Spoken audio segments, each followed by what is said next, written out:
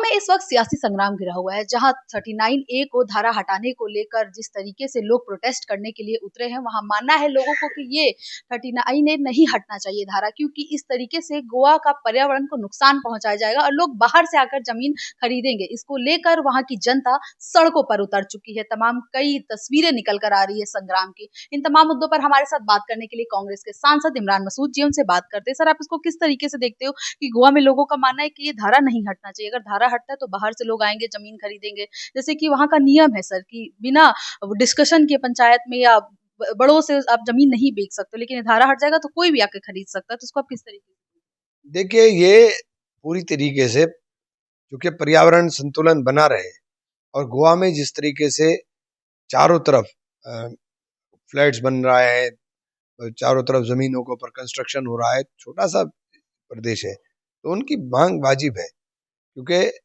वहां जितना दबाव इस वक्त टूरिस्ट का है वही गोवा झेलने की स्थिति में नहीं है और ज्यादा स्थिति खराब होगी। लेकिन सर, सरकार का कहना है इस पर कि ठीक है आप प्रोटेस्ट करिए, लेकिन सरकार का कहना है कि मतलब इस तरीके से वहाँ का विकास होगा, लेकिन लोगों का मानना है कि वहाँ पे पर्यावरण नुकसान होगा। पर्यावरण का बेइंतहा नुकसान होगा और पर्यावरण की चिंता करनी चाहिए। सर, मैं बात करूं कि एआई समिट के दौरान अक्सर उदय भानु को अरेस्ट करने के लिए दिल्ली पुलिस पहुंच चुकी है, अब उनका अरेस्ट का वारंट निकल गया, इसको आप किस तरीके नहीं, अरेस्ट तो कर लिया है उदय भानु को से?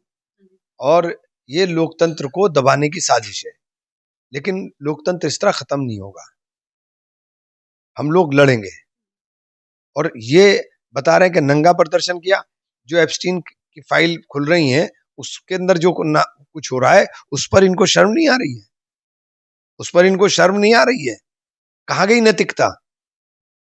सर, राहुल गांधी ने लेकर इसको ट्वीट भी किया है और देश के प्रधानमंत्री को घेरने की भी कोशिश की, मतलब बताया कि इस तरीके से उनको शर्म आनी चाहिए, क्योंकि युवा नेपाल के उससे प्रेरित होकर जेनजी प्रोटेस्ट कर रहे थे, लेकिन इस तरीके से और जो बाकी भी गिरफ्तार है उसको आप किस तरीके से कांग्रेस सही कह रहे हैं राहुल जी, बिल्कुल सही कह रहे हैं और हम लोग साथ रहेंगे उनके, हम लोग साथ रहेंगे, मजबूती के साथ लड़ाई लड़ेंगे।